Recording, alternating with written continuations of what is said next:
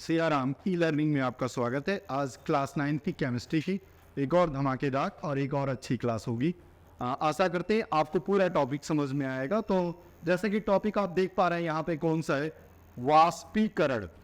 यहाँ पे जो हमारा टॉपिक है वो वाष्पीकरण है और जिसके बारे में हम यहाँ पे स्टडी करेंगे। वाष्पीकरण, वाष्पीकरण संबंधित है किससे? वाष्पन से।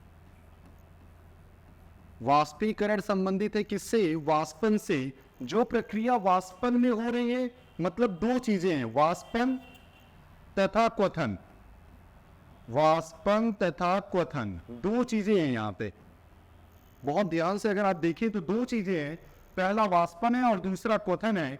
वाष्पन का मतलब जहां पे तापमान की कोई भूमिका ना हो, बिना तापमान के या यूं कहें बिना गर्म किए।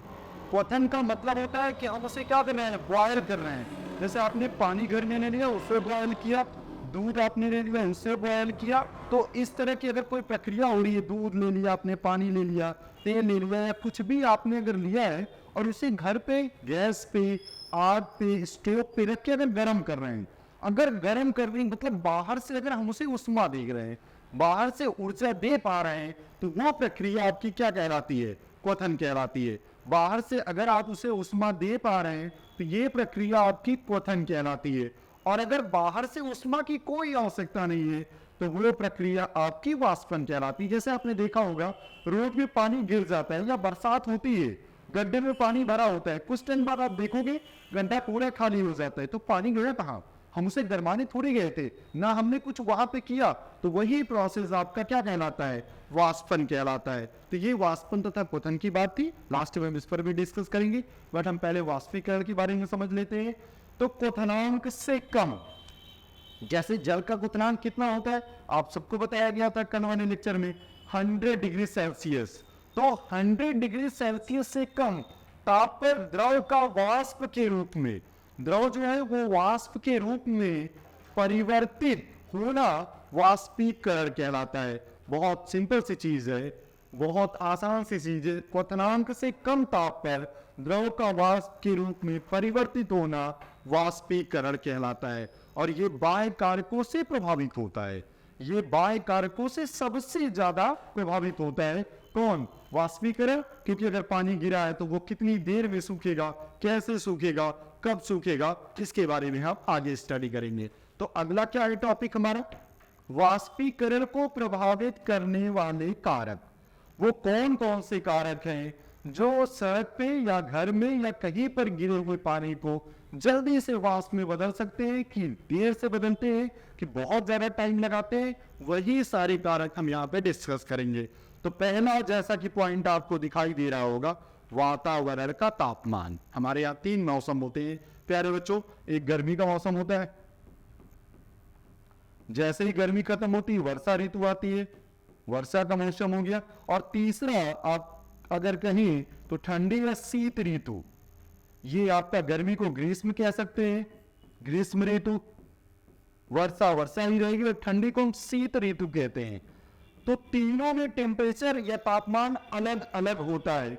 अब वाष्पीकरण को प्रभावित करेगा तो कौन? वातावरण का तापमान सबसे ज्यादा। एक छोटा सा एग्जांपल लेते हैं। आप कपड़े धुल देते हैं, अब आप कपड़ों को सुखाना चाहते हैं ताकि उसमें से पानी ना रहे, उसमें पूरा पानी निचुड़ जाए।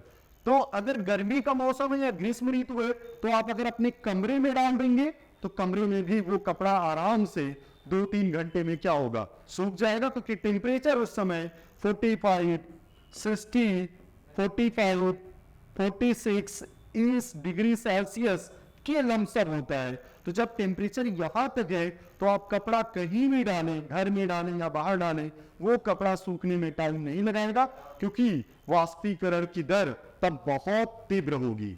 अब गर्मी की अपेक्षा वर्षा में कम होती है, क्योंकि वर्षा में ह्यूमिडिटी या आर्द्रता ज्यादा होती है। इसलिए कपड़ों को अगर सुखाना है तो हम घर में डाल करके फैन वगैरह चला देते हैं, फिर कपड़े अपने आप क्या करते हैं? सूख जाते हैं। ये कंडीशन होती है वर्षा की, क्योंकि वर्षा में गर्मी की अपेक्षा तापमान क्या होते हैं? कम होते हैं। और उस टाइम नॉर्मल टेम्परेचर आपका 25 डिग्री सेल्सियस से 38 डिग्री सेल्सियस, लगभग इतना ही इसी के बीच में पाया जाता है। तो ये जो कंडीशन होती है, इस टाइम वाष्पीकरण की दर मंद हो जाती है अपेक्षाकृत किसके, गर्मी के दिनों से। अब लास्ट अगर फोकस कर रहे हैं हम ठंडे या शीत ऋतु में, तो आप सबने एक समस्या सुनी होगी कि ठंडी में हमारे कपड़े नहीं सूखते हैं। आप जाते हो घर पे, शाम को आपने कपड़ा धुल दिया, रात भर डाला हुआ है लेकिन वो सूख नहीं रहे, दूसरे दिन आपको स्कूल ड्रेस पहन के जाना है, सपोज दैट आप विदाउट चले जाते हो और टीचर ने आपसे पूछा तो आप बताते हो कि कब मैम कब या सर कपड़ा हमने सूखने के लिए डाला था लेकिन वो सूखा नहीं। क्यों नहीं सूखा? उसका हमारे साइंस या विज्ञान में आंसर है, और वो आंसर क्या है? वातावरण का तापमान। क्योंकि उस टाइम टेम्परेचर आपका 5 से लेकर 20 डिग्री सेल्सियस के लगभग मध्य में होता है, और वो सीजन हमारे यहाँ नवंबर से स्टार्ट होकर फरवरी तक होता है। तो ये 3 टर्म अलग अलग है जो तापमान, वातावरण के तापमान से प्रभावित होते हैं, और इसी में वाष्पीकरण की दर भी क्या होती है? प्रभावित होती है। तो कहने का सीधा सा मतलब है प्यारे बच्चों, वाष्पीकरण सबसे ज्यादा ग्रीष्म ऋतु में होगा और सबसे कम किस में होगा? ठंडी के मौसम में या शीत ऋतु में, क्योंकि शीत ऋतु में हमारे चारों तरफ की जो जलवायु है वो ठंडी होती है, वायुमंडल ठंडा होता है, और ग्रीष्म ऋतु में वायुमंडल गर्म होता है, तो वाष्पीकरण की दर तीव्र होती है। ये था, आशा है आपको समझ में आई होगी। अब नेक्स्ट प्रभावित करने वाले कारक की तरफ हम मूव करेंगे, तो बहुत आराम से देखिएगा, बहुत आराम से देखिएगा। दूसरा कारण हम आपको अब यहाँ पे समझाएंगे, सतह का क्षेत्रफल। सतह किसे कहते हैं? वो वस्तु जहां पर रखी होती है वही उसका सतह होता है। सपोज दैट ये आपका कोई कप है, अब ये कप का सतह है, इस कप में चाय रखी हुई है, इस कप में चाय रखी हुई है और आपको इस चाय को पीना है, और वो चाय वैसी गर्म है। और सतह का क्षेत्रफल वाष्पीकरण को कैसे प्रभावित करता है वो भी आप यहाँ पे आराम से देख सकते हैं कि ये हमने इसमें चाय ले लिया और एक हमने प्लेट लिया, ये हमारा प्लेट हो गया, ये कप है प्यारे बच्चों, और यहाँ पे हमारा प्लेट है। हमने दोनों में चाय लिया हुआ है, हमने दोनों में चाय लिया हुआ है। बहुत छोटी सी एक रोचक कहानी सुनाऊंगा आपको। स्वामी विवेकानंद एक बार इंग्लैंड गए, तो वहां पे उन्होंने, सब लोग बैठ के चाय पी रहे थे तो वो भी चाय पीने लगी। जैसा कि जानते हैं बहुत हाई फैमिली में हम जाते हैं तो एक कप होता है, कप के नीचे प्लेट लगा होता है, उसको पकड़ के फिर हमें चाय को क्या करना होता है? पीना होता है। तो जितने बैठे हुए व्यक्ति थे सब कप से चाय को पी रहे थे। स्वामी विवेकानंद ने क्या किया? उन्होंने कप में से चाय को नहीं पिया, बल्कि कप में से चाय को गिराया प्लेट में, और फिर प्लेट से वो चाय को पी रहे हैं। तो जितने इंग्लैंड वाले थे सब हंसने लगे कि भाई कहाँ से ये आदमी आ गया, सारे लोग कप में चाय पी रहे हैं और ये प्लेट ही पी रहा है। तो उन्होंने पूछा, हंसते हुए पूछा कि स्वामी जी ये आप क्या कर रहे हैं?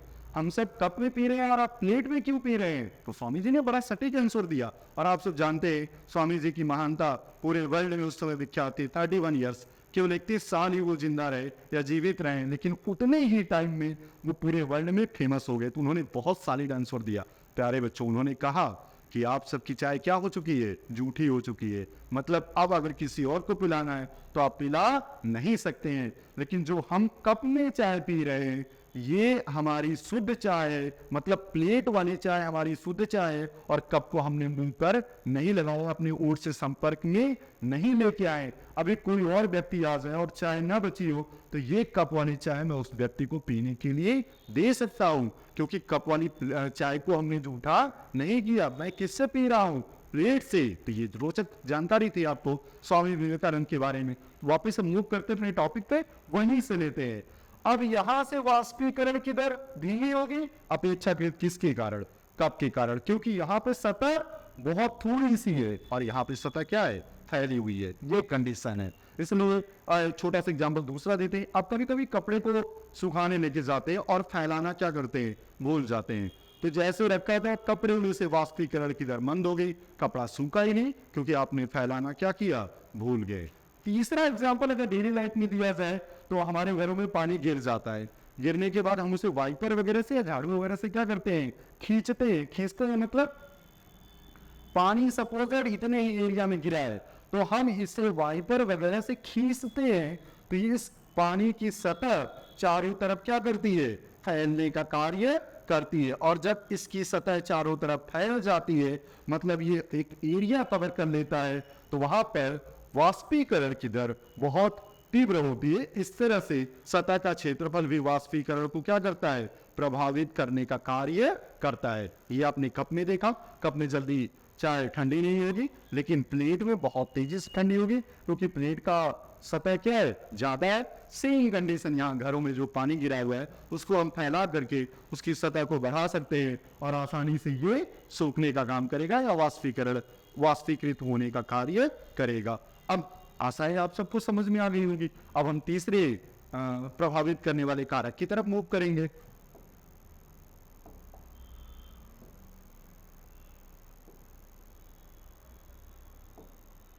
हाँ, तीसरा क्या है, वायुमंडल की आर्द्रता या नमी। वायुमंडल की आर्द्रता या नमी, इस पर हम फोकस करेंगे। तो ये सीधा सा तात्पर्य है हमारी किससे, वर्षा ऋतु से। ये वर्षा से तात्पर्य है, क्योंकि नमी या आर्द्रता वायुमंडल में तभी होती है जब बारिश की बूंदें होती हैं। जैसा कि आप इस समय देख रहे हो, बहुत ज्यादा आर्द्रता फैली हुई है, नमी बहुत ज्यादा है। इस टाइम वाष्पीकरण की दर थोड़ा सा कम होती है। किसकी अपेक्षा, किसी ग्रीष्म ऋतु या ग्रीष्म की ऋतु की अपेक्षा कम होती है और शीत ऋतु की अपेक्षा अधिक होती है। तो ये वायुमंडल की आर्द्रता या नमी भी हमारे वाष्पीकरण की दर या वाष्पन की दर को प्रभावित करते हैं। अर्थात जो मौसम आपका गर्म है लेकिन उमस टाइप की होती है इस समय का मौसम, और वो उमस क्यों होता है, क्योंकि नमी या आर्द्रता हमारे वायुमंडल में सबसे ज्यादा पाई जाती है, जिसकी वजह से वाष्पीकरण की दर कम होती है, कभी कभी ज्यादा भी हो जाती है। तो ये तीसरा कारण था जो वाष्पीकरण को क्या करता है, प्रभावित करने का कार्य करता है।